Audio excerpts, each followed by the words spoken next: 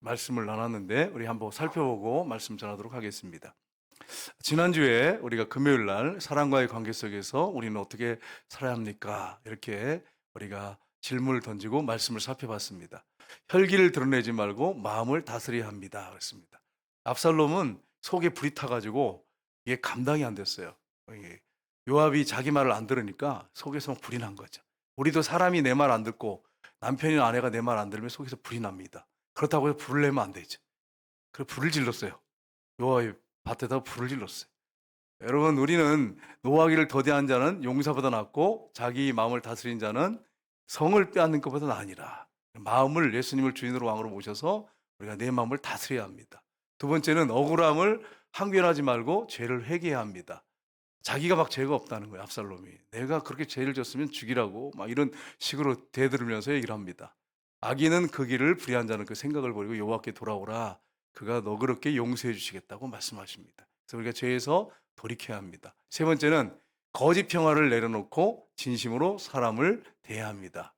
그래서 여러분, 다윗이 압살롬을 데려오라고 했지만 마음에 굉장히 서먹서먹하고 안 좋은 감정을, 왜냐하면 암논을 죽였거든요. 그래서 그걸 풀지 않았어요.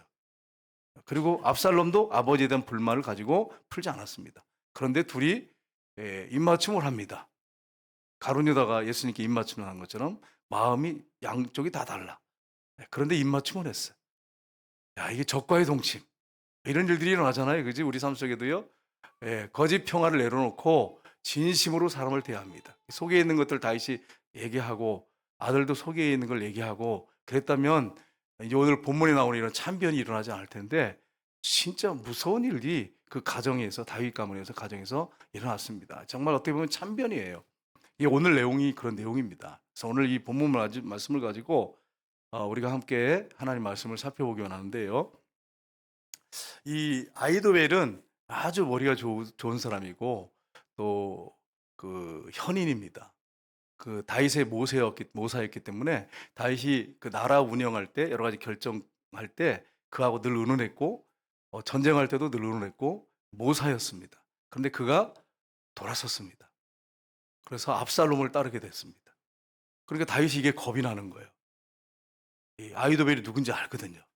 그래서 친구 후세가 다윗을 따라가겠다고 지금 도망가고 있거든요. 압살롬을 죽이려고 하니까 도망가는데, 나 따라오지 말고 돌아가서 아이도벨의 모략을 패해달라고 이렇게 요청을 합니다. 그래서 이 후세가 압살롬에게 가가지고 막 대대적인 환영을 해줍니다. 그리고 아이도벨은 뭐라고 하냐면 압살롬한테 왕권 강화를 위해서 아버지의 그 후궁들 10명하고 동침하라고 얘기해 줍니다. 이게 있을 수가 없는 일이잖아요. 이렇게 조언해 줍니다. 인간의 머리는 아무리 좋고 그래도 악합니다. 죄성을 벗어날 수 없습니다. 그래서 여러분, 압살롬이 아버지 후궁과 10명과 함께 동침하는 내용이 오늘 본문에 기록이 되어 있습니다. 근친상간이잖아요, 여러분. 근친상간은 하나님 반드시 징계하십니다. 성경에 보시면 루벤이 그 서모 비라하고 동침을 했어요. 그래서 어떻게 됩니까? 장자권을 잃어버렸습니다. 장자권을 잃어버리고 그 장자권이 유다에게 돌아갔습니다. 성경에 보면 우리가 나오잖아요. 그리고 성경에 보면 고린도전서에 보면 이 사도 바울이 뭐라고 합니까? 너희 중에 그 첩하고 아버지의 어머니하고 아내하고 동침한 자가 있다. 출교해라. 이런 내용이 나오고 있지 않습니까? 여러분, 이 근친상간은 정말 무서운 죄지요. 오늘날 보면 영화라든지 아니면 뭐 여러분 유튜브 같은 데 보면 이런 것들이 뭐 당연한 것처럼 막 돌아다녀요. 그리고 이런 악한 시대를 우리가 살고 있습니다. 그래서 우리가 이런 시대에 어떻게 살아야 할 것인가, 하나님을 주인으로 섬기는 우리는 어떻게 살아야 할 것인가 하는 부분을 우리가 함께 살펴보긴 합니다. 첫 번째는 뱀처럼 지혜롭고 비둘기같이 순결한 삶을 우리가 살아야 합니다. 여러분, 압살롬과 모든 이스라엘 백성들과 아이도벨이 이제 예루살렘에 들어와서 이제 왕궁을 점령했습니다. 이제 왕이 된 거예요. 정식적으로 이제 국정 운영을 하게 됐습니다. 이 압살롬이요. 다윗의 친구 후세가 이제 다윗에게 그 임무를 받아가지고 이제 아이도벨의 모략을 펴려고 같이 이제 들어왔습니다. 그러니까 압살롬이 당황스러운 거예요. 후세한테, 너 다윗 아버지 친구 아니냐? 네가 우리 아버지한테 후대하는 게 이런 거냐? 막 이렇게 하면서 책망을 합니다. 그러니까 뭐라고 합니까? 오늘 본문에 보면 지혜롭게 잘 얘기했어요. 내가 당신과 이 백성 하나님 선택한 백성을 섬기는 게 당연한 거 아닙니까? 이런 식으로 해 가지고 이제 후세가 합류하게 되는 이런 모습이 나옵니다. 그래서 오늘 본문에 보면 이제 어떻게 나오냐면 왕이여 만세 왕이여 만세 그러면서 막 후세가 막 환영을 막 해요. 근데 사실 그것도 거짓이잖아요. 거짓이지만 뭐 때문에 들어온 거예요? 악한 것을 이렇게 멸하기 위해서 들어온 거예요. 어떻게 보면 뱀처럼 지혜로운 거죠. 그러니까 누굴 죽이려고 들어온 게 아니라 아이도벨의 모략을 패해서 다윗 왕 하나님이 선택한 왕을 살리기 위해서 들어온 거예요. 그래서 왕을 왕이여 만세 왕이여 만세 막 환영하니까 네가 친구한테 이렇게 해서 되겠냐? 막 그러면서 책망하니까 지혜롭게 얘기합니다. 그래서 오늘 18절 19절에 보시면 이렇게 되어 있습니다. 같이 읽겠습니다. 후세가 압살롬에게 이르되 그렇지 아니하니이다. 내가 여호와와 이 백성 모든 이스라엘의 택한 자에게 속하여 그와 함께 있을 것이니이다. 또 내가 이제 누구를 섬기리까? 그의 아들이 아니니까. 내가 전에 왕의 아버지를 섬긴 것 같이 왕을 섬기리다 아니라. 아멘. 그래서 받아주시죠. 근데 여러분 여기 잘 보세요. 이 문구를 보시면 후세가 얼마나 지혜로운 사람인지 보세요. 뭐라고 하냐면 내가 여호와와 이 백성 모든 이스라엘이 택한 자에게 속하여. 이분이 누굽니까? 다윗이에요. 압살롬은 하나님 선택한 적이 없어요. 지금 구테타에 이르고 반역을 일으키고 들어온 거예요. 그러니까 지금 후세의 속셈에는 마음에는 뭐가 있냐면 다윗이 있는 거예요. 여호와 이 백성 모든 이스라엘이 택한 하나님이 선택했을 뿐 아니라 이스라엘 백성들이 추대했어요. 다윗을. 헤브론에서 왕이 7년 있을 때 정식적으로 추대했어요. 그래가지고 다 이스라엘 백성들이 모셔가지고 왕으로 세웠어요. 12지파의 왕으로 세웠어요. 그러니까 지금 후세의 마음은 지금 누구에게 있냐면 다윗에게 있습니다. 그러니까 지혜롭게 얘기한 거예요. 여호와 이 백성 모든 이스라엘 택한 자에게 속하여 내가 그와 함께 있을 것이니이다. 이렇게 하면서 다윗이 대놓고 얘기 못하고 딱 감춰놓고서 그렇게 하면서 이제 당신 아버지 섬긴 것처럼 내가 이제 당신을 섬기겠습니다. 그러니까 여기 이제 서가 넘어갑니다. 그리고 나중에 후세가 아이도벨의 모략을 패해버립니다. 하나님께서 역사하셨어요. 다윗이 이렇게 기도했잖아요. 하나님 그 기도에 그대로 응답하셔서 후세가 아이도벨의 모략을 패해버립니다. 하나님이 우리의 기도를 안 듣는 것 같지만 듣고 계시고 일하고 역사하신다는 사실을 여러분 믿으시기를 주님으로 축복합니다. 그래서 우리가 기도해야 돼요. 아이도벨이 얼마나 떨렸겠어요. 혹시 절친인데 만약에 압살롬이 이걸 안 알아주면 당장 목이 날아가거든요. 목숨을 하나님 앞에 내놓고 기도했을 거예요. 도와달라고 역사해달라고 기도했을 거예요. 뭘 기도했을까요? 지혜를 구했을 거예요. 여러분 우리 야고보서 1장 5절 보겠습니다. 같이 읽겠습니다. 너희 중에 누구든지 지혜가 부족하거든 모든 사람에게 후히 주시고 꾸짖지 아니하시는 하나님께 구하라. 그리하면 주시리라. 아멘. 여러분이 절박한 상황 가운데 위기 가운데 있을 때 순간적으로 무슨 기도해야 되냐면 하나님 지혜를 주세요. 내가 이걸 감당할 수 있는 지혜를 주세요. 이 위기를 넘길 수 있는 지혜를 주세요. 여러분 이렇게 지혜를 구하시기를 주님으로 축복합니다. 이거는 학교에서도 필요해. 선생님도 필요하고 학생도 필요하고 직장 상관도 필요하고 학업자도 필요하고 순간순간에 어려움을 겪을 수 있거든요. 그때 주님 이거 어떻게 하죠? 이분들 어떻게 처리하면 좋겠습니까? 성경에 분명히 우리 지혜를 주신다고 약속하셨어요. 하나님 지혜의 왕이십니다. 여러분 필요한 지혜를 구하시면 주님이 순간적으로 번뜩이는 지혜를 떠오르게 하십니다. 저도 어려울 때 정말 이거 감당이 안 돼. 뭐라고 항변할 수가 없어. 그럴 때가 있어요. 근데 순간적으로 기도하면 주님이 번뜩이는 지혜를 딱 순간적으로 주시더라고요. 여러분 하나님 앞에 지혜를 구하시기를 주님으로 축복합니다. 여러분 직장 생활하고 힘드시죠? 피곤하신지 압니다. 근데 여러분 오늘은 이렇게 아마 좀 일찍 끝날 것 같아요. 그러니까 여러분이 정신을 차리시고 말씀을 잘 들으시기를 주님으로 축복합니다. 마태복음 10장 16절 보겠습니다. 같이 읽겠습니다. 보라 내가 너희를 보냄이 양을 이리 가운데 보냄과 같도다. 그러므로 너희는 뱀같이 지혜롭고 비둘기같이 순결하라. 아멘. 여러분과 저를 어디에 보낸다고요? 여러분과 저는 양이라고 하셨어요. 이리 가운데. 여러분 양 이리 가운데 가면 어떻게 되죠? 밥이에요. 밥. 여러분 안 믿는 사람들 밥이 믿는 사람들이에요. 우리 힘 가지고 못 이겨요. 세상 사람들 지혜를 어떻게 이겨요? 그 사람들의 그 주어진 어떤 권력, 힘, 그걸 우리가 어떻게 이기겠어요? 그래서 뭐라고 말씀하세요? 예수님이 너희는 뱀처럼 지혜롭고 비둘기같이 순결하라. 왜 뱀을 언급하셨을까, 예수님이? 좀 다른 동물을 좀 좋은 동물을 좀 이렇게 해주면 얼마나 좋겠어요. 호랑이 같이 담대하라 뭐 이렇게 하시면 얼마나 좋겠어. 그런데 뱀처럼 지혜롭고 이렇게 하시니까 당황스러워요, 굉장히. 근데 여러분 왜 뱀처럼 지혜롭고 그렇게 말씀하셨을까요? 뱀은 자신의 그 신변을 철저하게 잘 보호합니다. 그 보호색을 딱 띱니다. 그리고 신중합니다, 뱀이. 그리고 뱀은 이 사냥할 때 은밀하게 사냥하는데 자기가 정확하게 정한 목표를 은밀하게 가서 시도 새도 모르게 딱 잃어버리는 게 뱀입니다. 그래서 목표를 딱 정하면 절대로 티 안 냅니다. 가만히 봅니다. 보고 있다가 혀를 낼름거리고 기분 되게 나빠요, 저는. 근데 참 뱀이라 그래도 기분 나쁜데 그래도 인제 뱀이라고 하셨으니까 그러면서 이렇게 딱 살피고 있다가 정확하게 딱 때가 되면 기다리고 있다가 막 설치지도 않아요. 가만히 기다리고 있다가 때가 되면 탁 물어요. 그래서 목표를 타겟을 탁 물죠. 여러분 우리가 어떤 일을 막 그 교회에서 일할 때 막 혼자 막 떠들고 혼자 하는 것처럼 하고 다니면 뱀이 아니야. 뱀처럼 지롭지 못해. 은밀하게 하는 것 같은데 정확하게 해내. 그게 여러분 지혜로운 거예요. 그래 가지고 막 뭐 한 것처럼 막 뭘 하는 것처럼 하다가 못 해 봐요. 망신만 당하고 손가락질 당하잖아. 그러니까 여러분 지혜로운 사람은 기도하면서 묵묵히 준비합니다. 그렇게 하고 그 일을 성취해냅니다. 여러분 뱀처럼 지혜로우시기를 주님으로 축복합니다. 여러분 제가 우리 가족들 모임에 이제 갔는데 어머니 생신이어 가지고 그 교회 목사님이 그 교회에 이제 나오는 장로님 한 분이 어떤 분이냐면 하이닉스 부사장님이시대요. 근데 이분이 직원들한테 젊었을 때 뭐라고 그랬냐면 "나는 술자리에 안 가도 나는 승진합니다." 이랬다는 거야 공식적으로. 그러면서 이분이 뭐 했겠어요 여러분 생각해 보세요. 정말 예배 시간 철저하게 지키고 기도 생활하고 말씀 묵상하고 그래서 하이닉스 부사장까지 올라왔어요. 여러분 술자리에 안 가고 이게 가능합니까? 불가능합니다. 근데 이 장로님은 이제 집사 때 성도 때 대놓고 회사 직원들한테 그랬다는 거예요. "술자리 왜 안 가는데? 다 가는데 나 술자리 안 가도 승진해. 걱정하지 마." 이랬다는 거예요. 그리고 계속 기도하고 술자리 안 갔대 이분은. 정말로. 한 번도 안 갔대. 기도하고 말씀 묵상하고 다니엘 같은 사람이에요. 정말. 깨워서 날 기도하고. 지금 하이니스 부사장이 되셨대요. 그리고 교회에 얼마나 충성하신지 몰라요. 여러분 우리가 세상에 나가면 안 될 것 같아요.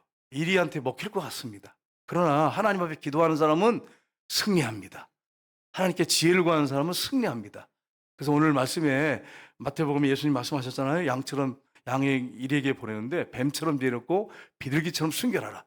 비둘기 여기서 말하는 비둘기는 이 집비둘기 얘기하는 거 아니에요. 비둘기는 세속화돼 가지고 아주 그냥 먹이만 주면 그냥 쪼르륵 가 가지고 먹고 지저분해요. 비둘기 똥도 싸고. 근데 여기서 말하는 비둘기는 산비둘기를 얘기하는 거예요. 여러분 피종과 도불하고 이렇게 산비둘기와 집비둘기 분명히 영어도 구분합니다. 산비둘기는 사람들 있는데 잘 가질 않아요. 그리고 아주 깨끗해요.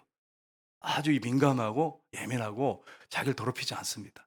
여기서 말하는 비둘기는 산비둘기를 얘기합니다. 성령이 비둘기 모양으로 임했다고 하는 산비둘기를 얘기해요. 성령이 임할 때 정말 그분은 아주 예민하시고 지혜로우시고 순결하시고 거룩하신 분이십니다. 그걸 여러분이 염두에 두시고 비둘기처럼 순결해야 되는구나 하는 걸 여러분 기억하시기를 주님으로 축복합니다. 두 번째는 죄에 대해서 단호하게 해서 여러분 죄에서 돌이켜야 합니다. 단호해야 합니다. 이게 정말 중요해요. 여러분 다윗이 낮잠을 자고 일어났어요. 일어나가지고 왕궁 지붕을 거니다가 이 지붕을 잘 기억하세요. 오늘 본문에 나오죠. 지붕을 거닐다가 어떤 여자가 목욕하는 걸 봤어요. 그래가지고 너무 예쁘니까 그 당시에는 여기 전기불 켜고 아니잖아요. 그러니까 뭐 이상한 조그만 이게 뭐 호롱불 같은 거 켜놨겠죠. 희미하니까 막 이게 보니까 옥상에서 보니까 예뻐 보이는 거죠. 여성들이 조명을 받으면 예뻐 보여요 원래. 그래가지고 막 보니까 예뻐 보이니까 누구냐고 알아봐라 이렇게 했어요. 그래서 알아보니까 우리 아연의 밧세바니이다 이랬어. 그러면 이런 포기해야지. 남의 아내잖아. 율법을 얼마나 많이 달달달 외웠어요 다윗이. 내 이웃의 아내를 탐내지 마라. 뭐 이렇게 성경이 정확히 됐잖아요 율법에. 그러면 여기서 끝냈어야 됩니다. 단호했어야 됩니다. 근데 어떻게 합니까? 데려오라 그래가지고 목욕한 여자를 범해서 동침합니다. 임신했다는 소식을 들었으면 우리아를 불러다가 무릎을 꿇고 정말 왕이지만 사죄했어야 돼요. 땀을 흘려 피 흘려 싸우고 있는 그 장수의 아내를 그 전쟁터에서 고생하는 그 장수의 아내를 범했잖아요. 그럼 무릎 꿇고 사죄했어야 돼요. 근데 어떻게 합니까? 그렇게 하지 않았어요. 이걸 어떻게든지 그냥 무마시키고 덮어버리려고 잘하고 막 술을 먹여가지고 하는데도 충신이니까 안 자니까 그 손에 들려가지고 전쟁터 맨 앞에 맹렬한 곳에 보내서 죽게 하라고 그 손에 들려서 요압 장군에게 보냈습니다. 그 죽었어요. 왜 그랬어요? 왕궁 옥상을 걸다가. 근데 오늘 본문에 보시면 압살롬이 왕궁 옥상에다가 장막을 쳐놓고 다윗의 10명의 후궁들하고 동침하는 내용이 나옵니다. 죄악을 다 하나님이 드러내셨어요. 살인죄 드러내셨어요. 여러분, 나단이 뭐라 했습니까? 하나님이 당신을 용서하셨습니다. 용서하셨어요. 근데 칼이 당신의 집에서 계속해서 떠나지 않을 겁니다. 라고 했어요. 정말 이게 일어났어요. 그대로 일어났어요. 여러분, 죄에 대해서 우리가 단호해야 될 이유가 뭐냐면 하나님 죄를 용서하십니다. 그러나 징계하십니다. 그걸 여러분이 잊지 마세요. 사무엘하 7장 14절 보겠습니다. 같이 읽겠습니다. 아히도벨이 압살롬에게 이르되 왕의 아버지가 남겨두어 왕궁을 지키게 한 후궁들과 더불어 동침하소서. 그리하면 왕께서 왕의 아버지가 미워하는 바 됨을 온 이스라엘이 들으리니 왕과 함께 있는 모든 사람의 힘이 더욱 강해지리다 하니라. 아멘. 이제 그러면 원수된 거지, 아버지하고. 그러니까 똘똘 압살롬하고 하나 돼가지고 뭉쳐서 다윗을 죽이고 밀어내는 이런 일을 하게 된다는 얘기를 지금 하고 있는 거예요. 말도 안 되는 거죠. 인간의 지혜는 이렇게 교활합니다. 그 악합니다. 여러분, 아무리 똑똑한 사람도 그렇습니다. 그래서 우리가 세상 지혜를 우리가 받는 게 아니라 하나님이 주신 지혜를 가지고 살아야 돼. 세상을 살아야 돼. 그걸 여러분 우리가 잊지 말아요. 사무엘하 7장 14절 보겠습니다. 같이 읽겠습니다. 나는 그에게 아버지가 되고 그는 내게 아들이 되리니 그가 만일 죄를 범하면 내가 사람의 매와 인생의 채찍으로 징계하리라. 아멘. 하나님께서 용서하시는데 사람을 들어서 징계하신다는 거예요. 여러분과 저도 용서해 줍니다. 회개하면. 근데 어떤 큰 죄를 졌을 때는 반드시 징계하십니다. 그래서 여러분, 죄에서 돌이켜서 단호하게 여기서 끊어버려야지. 안 그러면 징계받게 됐어요. 감옥에 가든지 큰 어려움을 겪든지 반드시 징계를 받게 돼 있어요. 우리 히브리서 12장 5, 6절을 한번 보겠습니다. 같이 읽겠습니다. 또 아들들에게 권하는 것 같이 너에게 권하신 말씀도 잊었도다. 이럴수되 내 아들아 주의 징계하심을 경히 여기지 말며 그의 꾸지람을 받을 때에 낙심하지 말라. 주께서 그 사랑하는 자를 징계하시고 그가 받으시는 아들마다 채찍질 하심이라 하셨으니. 아멘. 부모님이 우리가 잘못했을 때 큰 죄를 짓잖아요. 그러면 용서해 줍니다. 무릎 꿇고 빌면 용서해 주는데 매는 맞아요. 너 몇 대 맞을래? 너 잘못한 거 인정하지? 예, 인정해요. 10대, 10대 딱 때려. 근데 우리 애들은 지혜로워요. 그래가지고 너 잘못했지? 예. 너 몇 대 맞을래? 한 대요. 이래가지고 제가 아주 힘들었어요. 그래가지고 그래? 한 대 맞아봐? 이래가지고 한 대를 얼마나 심게 때렸겠어요. 그런 적이 있었어요. 여러분 하나님께서 죄를 우리가 졌을 때 용서해 주십니다. 그러나 징계받는다는 거예요. 왜요? 아들처럼 딸처럼 대우하셔서 다시는 그 죄를 지지 못하게 하기 위해서 광야 학교를 보내십니다. 고난의 학교로 보내십니다. 그래서 우리를 성숙시킵니다. 그래서 합력해 선을 주십니다. 그래서 예수 믿는 사람들은 죄를 짓고 징계받는 것까지도 하나님은 합력해 선을 이뤄요. 그러니까 여러분 얼마나 감사한지 몰라요. 징계받는 걸 사랑하기 때문에 그래요. 버린 자식은 징계하지 않습니다. 무슨 짓을 해도 하나님 내버려둬요. 우리 중에 혹시 이 중에 목사님 나는 죄를 아무리 져도 하나님이 뭐 채찍질하지 아니고 징계 안 하신대요. 그러면 여러분 정말 위기 가운데 있는 사람이에요. 여러분 버린 사람일 수도 있어요. 근데 하나님께서 중간중간에 잘못하면 나를 자꾸 이렇게 손대시고 자꾸 이렇게 이상하게 이렇게 푸시업을 막 이렇게 푸시를 가시고 막 이러시면 하나님 나를 사랑하시는구나. 할렐루야 감사합니다. 하나님 이러셔야 돼. 혹시 여러분 중에 죄를 져가지고 지금 강의학교 가고 계신 분이 다니신 분이 계시면 감사하세요. 그걸 통해서 여러분의 신앙이 성숙하고 더 성장해서 아름다운 모습으로 서게 됩니다. 하나님 합력해서 설리로 오십니다. 그러니까 여러분 지금 고난 가운데 있는 분들 혹시 징계 때문에 죄 때문에 징계 가운데 있는 분이면 감사하셔야 돼요. 하나님께 영광 올려드리기를 주님 이름으로 축복합니다. 저도 맞았을까요? 안 맞았을까요? 저도 많이 맞았어요. 왜 안 맞았겠어요? 여러분 목사라고 지 앉아요. 여러분 마음속으로 죄짓고 생각으로 짓고 뭐 말로 죄짓고 안 그랬겠어요? 그래서 저도 많이 맞아요, 여러분. 그래서 지금까지 이렇게 돌아보니까 성숙이 많이 된 것 같아요. 왜냐하면 앉으려고 하는데 안 되잖아. 여러분 쥐 앉으려고 노력하잖아. 돼요, 안 돼요? 몰라요, 여러분? 몇 분만 고개 흔드는데 여러분 죄 안 짓는 거 안 짓고 싶지요? 누가 죄 짓고 싶겠어? 근데 쉬워요, 안 쉬워요? 안 쉬워요. 죄 짓는 게 쉽단 말이에요. 죄성을 갖고 있기 때문에 올라오니까. 그러면 그때마다 어떻게 하면 단호하게 돌이켜야 되는데 내 힘 가지고 안 되니까 하나님 내 약함을 아시지 않습니까? 내가 선할 능력도 없고 죄 짓지 말라고 하는데 그 짓지 말아야 하는데 죄를 짓습니다. 난 그렇게 연약한 존재입니다. 주님이 도와주지 않으면 안 됩니다. 라고 주님을 붙잡으셔야지 내가 뭐 어떻게 한번 해보자. 내 노력으로 내 결단력으로 해보자. 천만의 말씀. 100% 실패합니다. 저는요, 여러분이 생각하는 것만큼 그렇게 뭐 쉽게 생각하는 그런 목사 아니에요.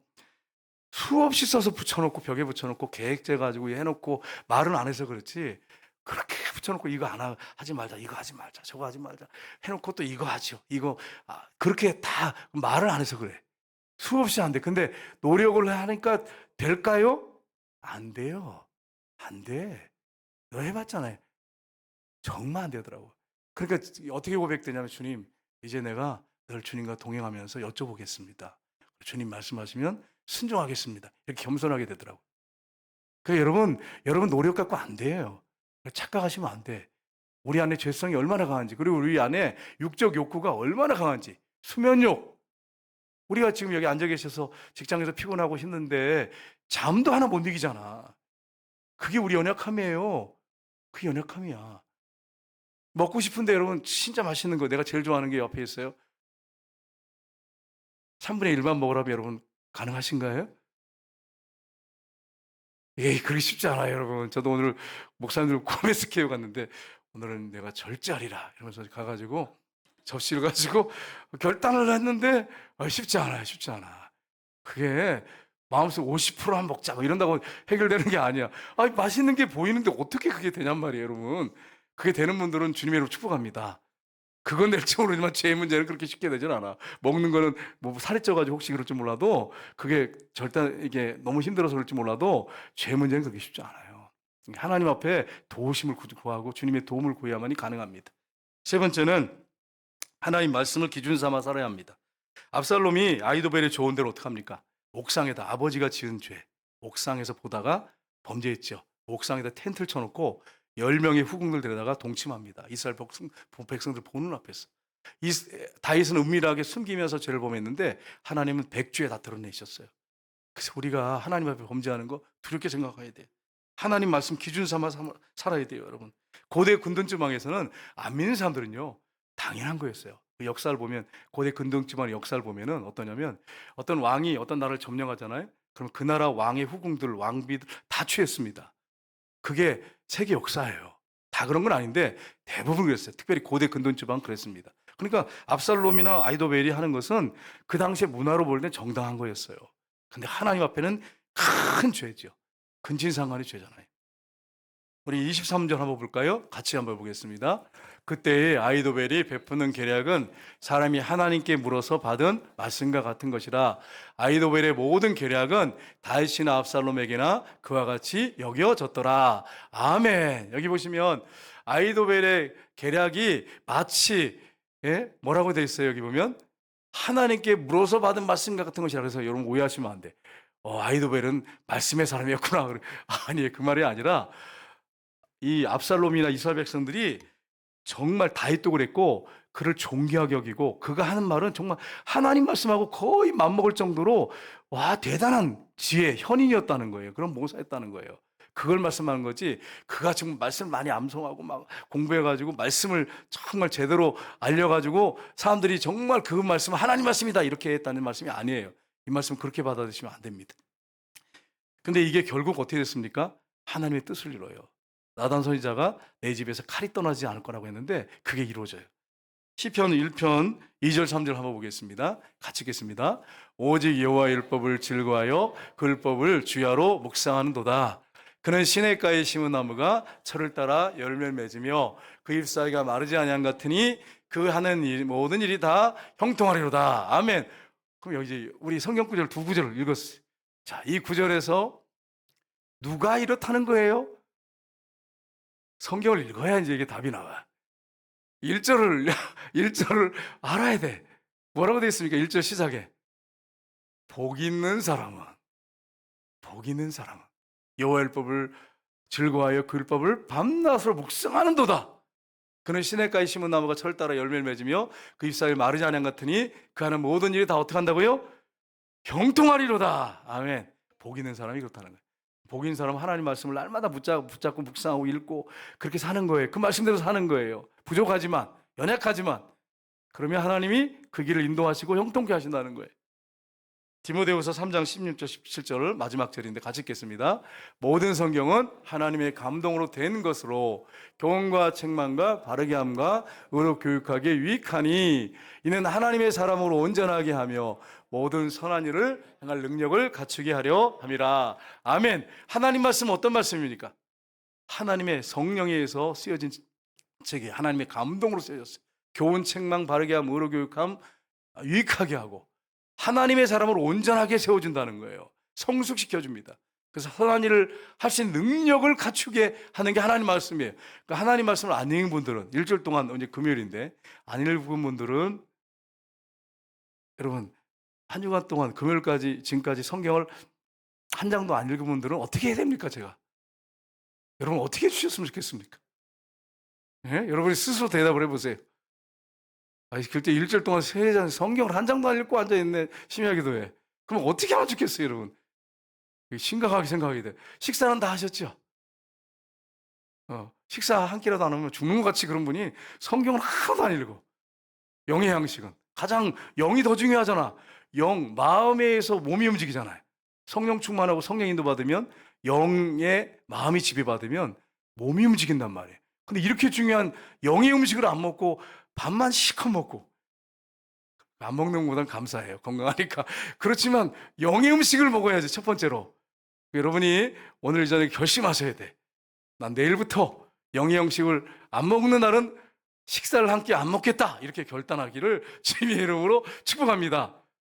아멘 안 하셔. 아멘 안 하셔. 영의 양식을 안 먹은 사람은 나 밥을 안 먹겠다. 그렇게 결단하시길 주님으로 축복합니다. 아멘이시죠? 아멘 소리가 커졌어요. 여러분 이렇게 해야 돼. 여러분 제가 이제 스마트폰을 보니까 제미나이나 GPT나 이렇게 컴퓨터에 들어가면 접속해서 볼 게 되게 많아요. 그래서 제가 많이 합니다. 안 하는 거 아니에요. 합니다. 근데 이거 안 믿습니다. 왜 안 믿는지 볼까요? 그 이유가 있어요. 스티브 잡스가 1976년도에 제가 10살 때 이게 띄우시면 안 돼. 이거 띄우시면 안 되고 잡스가 애플을 창설했어요. 그리고 컴퓨터를 만들었죠. 1984년 컴퓨터 한번 그 다음 볼까요? 네, 지금 보여주세요. 이게 제가 18살 때 만들어진 컴퓨터예요. 아주 굉장히 단순했죠, 모양이. 이때는 그냥 워드 작업하고 좀 정리하고 뭐 이렇게 넣을 정도, 이 정도예요. 근데 이게 점점 발전해서 지금 40년 지났어요. 지금은 우리 인간의 머리만한 그 안에 세계 모든 정보가 다 들어가고 통계가 다 들어가 있어요. 이게 언제냐? 84년도예요. 그 전에 있는 책들 중에 이제 40년 동안 부지런히 타이핑 쳐가지고 넣는 거, 뭐 설교라든지 모든 것들이 컴퓨터 AI에 다 들어갑니다. 다 들어가 있습니다. 통계를 딱 들어가면 정확합니다. 그런데 들어가지 않은 책들이 있어요. 그걸 제가 이제 읽고 있잖아요. 그거 가지고 질문하면 답을 못 해요. 답을 못 해. 그래서 제가 이제 어떤 걸 질문을 딱 했더니 한번 볼까요? 뭐라고 떴는지. 예. 제미나이한테 쳤어요. 그랬더니 저는 AI입니다. 실수할 수 있습니다. 이렇게 저한테 답을 하더라고요. 내가 원하는 정보를 84년도 이전에 했던 책들을 얘기를 하고 질문을 던지잖아요. 못해요. 못해.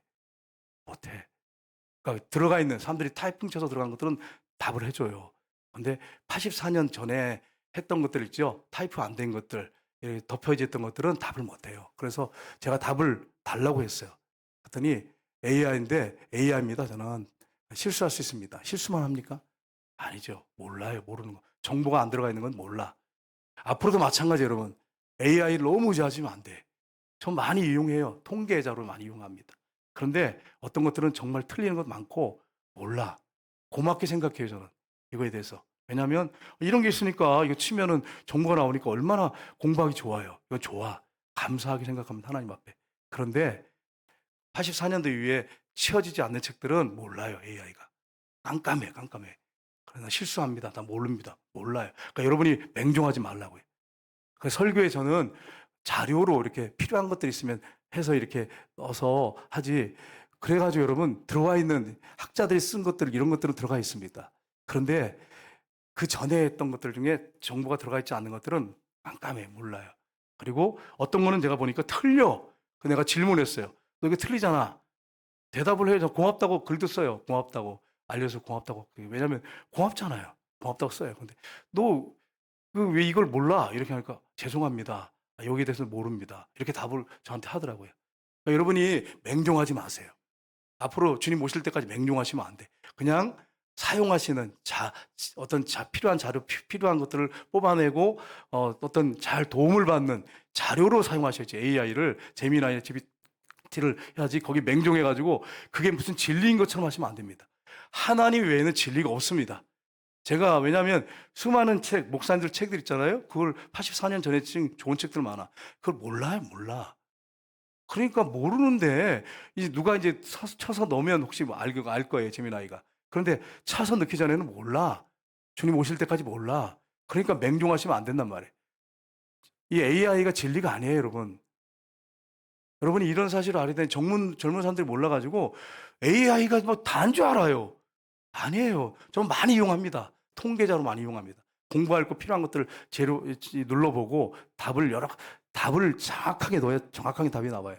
그래서 읽어보고 정보를 알지만 어떤 것들은 정말 잘못된 정보를 84년도에 들어가지 않는 것들, 학자들이 연구했던 종류별로 A, B, B 이렇게 이런 정리가 안 되어 있는 것들, 능거 않는 것들은 몰라요. 깜깜해요. 그리고 이상한 답을 해주기도 해요. 그래서 제가 질문을 했다니까. 너 이거 아니잖아. 이렇게 안 돼 있는데 이러니까 죄송하다고, 몰랐다고, 수정하겠다고 이렇게 얘기하더라고요. 그리고 아까 답변 봤죠? 예, 실수할 수 있다고. 주님 오실 때까지 그렇습니다. 그러니까 여러분 AI에 맹종하지 마시고 우리 하나님 말씀 외에는 절대로 여러분이 의지하시면 안 돼. 다른 건 의지하시면 안 돼. 그냥 참조하시고 도움만 받으세요. 하나님 말씀만이 진리입니다. 여러분 이 말씀만 붙잡고 사시기를 주님으로 축복합니다. 기도하겠습니다.